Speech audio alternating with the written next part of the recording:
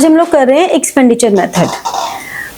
हमने जैसे कि सर्कुलर फ्लो ऑफ इनकम जब किया था स्टार्टिंग में, तो हमने कहा था जितना भी आउटपुट हो रहा है, जितना भी प्रोडक्शन हो रही है, वो पूरा का पूरा कंज्यूम हो रहा है। जितनी भी फैक्टर इनकम मिल रही है वो पूरी की पूरी खर्च हो रही है। इसीलिए नेशनल इनकम अकाउंटिंग में हम चाहे वैल्यू एडिड मेथड लें, चाहे इनकम मेथड लें और चाहे एक्सपेंडिचर मेथड लें, तीनों से हमारी नेशनल इनकम सेम आनी चाहिए। बिकॉज हम ये एज्यूम करके चलते हैं कि देयर आर नो लीकेजेस और नो इंजेक्शंस, राइट। अब इसी बात को देखते हुए हम एक्सपेंडिचर मेथड करेंगे। एक्सपेंडिचर जो करते हैं वो किस फॉर्म में होगा, या तो कंजम्पशन की फॉर्म में या इन्वेस्टमेंट की फॉर्म में। तो यानी कि ये पता है सबसे आसान होता है, इसमें जिस भी कंपोनेंट के आगे, आइटम के आगे एक्सपेंडिचर वर्ड लिखा हो, इन्वेस्टमेंट वर्ड लिखा हो, कंजम्पशन वर्ड लिखा हो, ये कीवर्ड्स लिखे हो, वो तुम्हारा कंपोनेंट ऐड हो जाता है। बहुत आसान है। यानी कि एक्सपेंडिचर करने वाले या तो कंजम्पशन पे एक्सपेंडिचर करेंगे और या इन्वेस्टमेंट पे करेंगे। और तो कहीं इन्वेस्ट नहीं कर सकते, मतलब खर्च नहीं कर सकते ना भाई। मेरे पास पैसे हैं, या तो मैं उससे कुछ खाने पीने का सामान कपड़े खरीद लूंगी, या मैं एसी खरीद लूंगी, घर खरीद लूंगी। एक नॉर्मली हम खर्च दो ही जगह तो कर सकते हैं, या तो हम कंजम्पशन पे खर्च कर सकते हैं या इन्वेस्टमेंट पे खर्च कर सकते हैं। अब खर्च करने वाले सेक्टर कौन कौन से होते हैं? एक होता है प्राइवेट सेक्टर, एक होते हैं हाउस होल्ड्स, एक होता है पब्लिक सेक्टर जिसको कि हम गवर्नमेंट सेक्टर कहते हैं, और एक होता है रेस्ट ऑफ द वर्ल्ड, जिसमें सिर्फ एक प्राइवेट सेक्टर है जो कंजम्पशन नहीं करता, ये सिर्फ इन्वेस्टमेंट करता है। बाकी हाउस होल्ड रेजिडेंशियल कंस्ट्रक्शन में इन्वेस्ट कर सकते हैं, पब्लिक सेक्टर गवर्नमेंट भी इन्वेस्ट करती है, ठीक है ना, और रेस्ट ऑफ द वर्ल्ड ये भी करता है। जैसे कि गवर्नमेंट की कंजम्पशन कहाँ है? गवर्नमेंट स्कूल्स होते हैं, गवर्नमेंट स्कूल्स के लिए जो गवर्नमेंट हॉस्पिटल्स हैं, वहां जो खर्चा हो रहा है वो गवर्नमेंट का फाइनल कंजम्पशन एक्सपेंडिचर है, ठीक है। तो गवर्नमेंट का फाइनल कंजम्पशन एक्सपेंडिचर हो गया, और गवर्नमेंट ने जो फ्लाईओवर्स बनाए, ये सब किया, ये उनकी इन्वेस्टमेंट्स हो गई। तो गवर्नमेंट का कंजम्पशन एक्सपेंडिचर भी है एंड इन्वेस्टमेंट्स भी हो रही हैं। इसी तरह से रेस्ट ऑफ द वर्ल्ड, यानी कि जो हमारे नेट एक्सपोर्ट्स हैं, उन नेट एक्सपोर्ट्स के थ्रू हमारा कंजम्पशन एक्सपेंडिचर हो रहा है, और कोई भी जो बाहर की कंट्रीज है हम लोग इन्वेस्टमेंट्स कर रहे हैं, वो इन्वेस्टमेंट्स हो रही हैं। तो कोई भी टर्म जहां पर ऐसा आ जाए कि इन्वेस्टमेंट्स हो रही हैं या कंजम्पशन हो रही है bye any of these sectors, वो सारे कंपोनेंट्स हम ऐड कर लेंगे सब, और हमारा जो फाइनल आउटकम आएगा इन सब से मिला के, वो फाइनल आउटकम आएगा जीडीपी एट एमपी। अब इसमें से डेप्रिसिएशन माइनस, एनएफआईए ऐड और एनआईटी माइनस करेंगे तो एनएनपी एट फैक्टर कॉस्ट, यानी कि नेशनल इनकम आ जाएगा, ठीक है। अब हमें इसमें जो बातें ध्यान रखने वाली है वो क्या है? इसमें हमें सबसे इंपॉर्टेंट बात, जहां पे मेजर मिस्टेक्स होती है, वो होती है एक टर्मिनोलॉजी जिसे हम कहते हैं gross domestic capital formation. Gross domestic capital formation, ठीक है। ये दो तरह से होती है, एक होती है फिक्स्ड और एक होती है वेरिएबल, ठीक है। फिक्स्ड का मतलब पूरी टर्म क्या होगी? Gross fixed domestic capital formation. और वेरिएबल क्या होगी? चेंज इन स्टॉक, या हम कह सकते हैं इन्वेंट्री इन्वेस्टमेंट,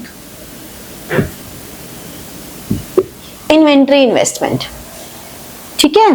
तो इसे हम कहते हैं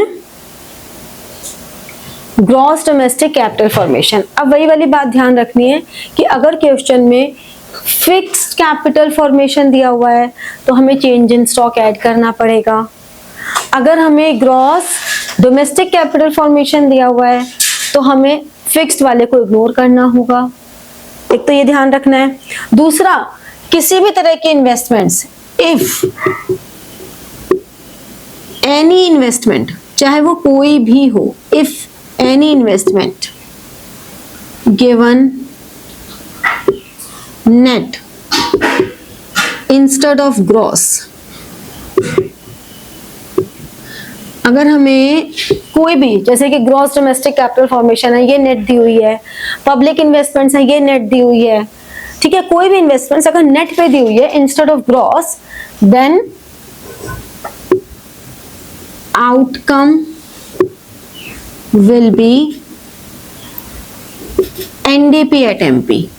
तो इसका ध्यान रखना है कि वैसे तो हम ये कह रहे हैं कि जीडीपी है, लेकिन अगर हमें इन्वेस्टमेंट्स नेट पे दी हुई हैं तो हम कहेंगे कि वो एनडीपी आया है। ऐसा क्यों कह रहे हैं? क्योंकि डेप्रिशिएट हमेशा हमारी कैपिटल इन्वेस्टमेंट्स ही होती हैं। जो भी हमारी कैपिटल इन्वेस्टमेंट्स है वो ही डेप्रिशिएट होती हैं। तो अगर हमें ऑलरेडी वो नेट पे दी हुई है तो हम उसे नेट पे लेंगे। रेस्ट ऑफ द वर्ल्ड को डिनोट करता है नेट एक्सपोर्ट्स। तो इसका मतलब एक नेट एक्सपोर्ट्स और चेंज इन स्टॉक की दो ही आइटम ऐसी हैं जो दो मेथड्स में आ रही हैं, वरना अभी तक हर एक मेथड में एक ही कंपोनेंट आ रहा है। ठीक है, अब ये दो कंपोनेंट ऐसे हैं जो दो मेथड्स में आ रहे हैं। ठीक है, ये बात समझ में आई? एक चेंज इन स्टॉक और एक नेट एक्सपोर्ट्स, ये दो ही आइटम हैं बस। क्लियर हुआ? तो एक्सपेंडिचर मेथड में जो हमें ध्यान रखना है वो ये कि any consumption expenditure, any type of investment by any of the sector, whether public, whether private, whether household, whether rest of the world, any, तो वो सब आइटम्स लाइन से ऐड करते चले जाओ। ऐसा नहीं है कि इसमें डिवीजन नहीं होती, जैसे इनकम मेथड में डिविजन्स होती है, compensation of employees, operating surplus, mixed income, इसमें भी एक्सपेंडिचर्स की डिवीजन होती हैं। लेकिन उस डिवीजन को करने के चक्कर में आप कई बार क्वेश्चन गलत कर सकते हो, और वो डिवीजन मैंडेटरी नहीं है, बिल्कुल भी मैंडेटरी नहीं होती है। सिर्फ एक ये डिवीजन इंपॉर्टेंट है जो आपको पता होनी चाहिए। देखो इसमें टर्म देखो, ग्रॉस डोमेस्टिक कैपिटल फॉर्मेशन, ठीक है, और gross fixed domestic capital formation या gross domestic fixed capital formation. यहाँ पे फिक्स्ड वर्ड आ गया। जब आपको फिक्स्ड वर्ड मिलेगा तो आपको चेंज इन स्टॉक ऐड करना पड़ेगा, बस ये ध्यान रखना है। यही है जो मोस्ट कॉमन मिस्टेक है कि बच्चे इन दोनों में ये फिक्स्ड वर्ड कई बार मिस कर जाते हैं पढ़ना, और या तो चेंज इन स्टॉक ये होने के बावजूद भी चेंज इन स्टॉक ऐड कर देते हैं। तो ऐसा नहीं करना, बी केयरफुल इन दिस। ठीक है, समझ में आया? नोट डाउन करो, फिर मैं क्वेश्चन करके दिखाती हूँ। 81 हमें निकालना है, find out gross national product at market price. अगर हम एक्सपेंडिचर मेथड यूज करते हैं तो हमारी फर्स्ट आइटम क्या आती है? GDP at MP. और हमने क्वेश्चन को जब पढ़ा तो हमने देखा कि यहाँ पे इन्वेस्टमेंट्स के आगे ग्रॉस लिखा है। हम पहले ही क्वेश्चन को पढ़ लेंगे और हम देख लेंगे कि ग्रॉस लिखा है या नेट लिखा है। अगर तो नेट लिखा है तो हम नेट वाली आइटम यानी कि यहाँ पे एनडीपी एट एमपी कर देंगे। ठीक है,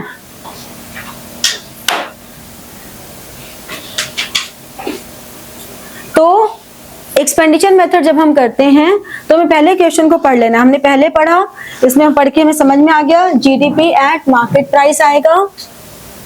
Kartik first assignment page number 4 question number 12 छोड़ दो। Good evening. देखो अब इसमें पहली आइटम गवर्नमेंट परचेज। अब क्योंकि बहुत बड़ी बड़ी आइटम नाम होते हैं तो चाहे तो आप शॉर्ट फॉर्म यूज कर लो, लेकिन again I am telling you कि एग्जाम में नहीं करना, प्रैक्टिस में कर सकते हो। तो हमने यहां लिख दिया government purchase 200, personal consumption expenditure 800, net exports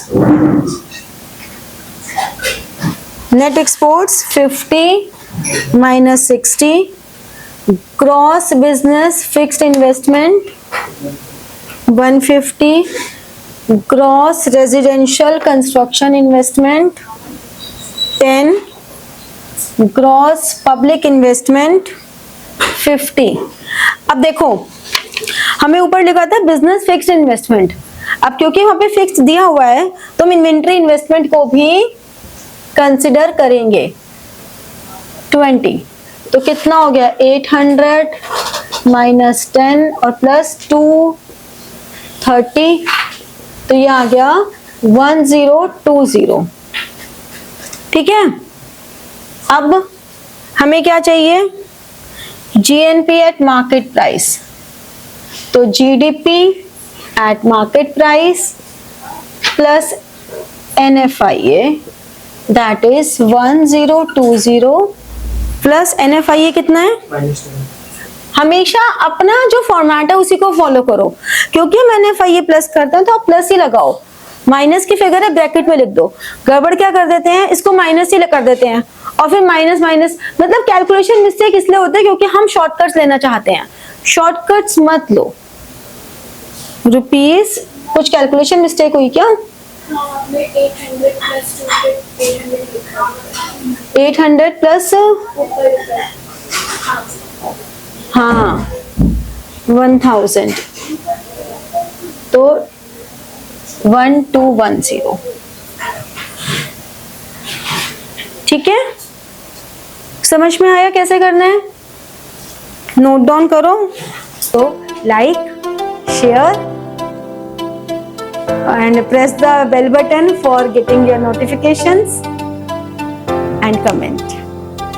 ठीक है, thank you.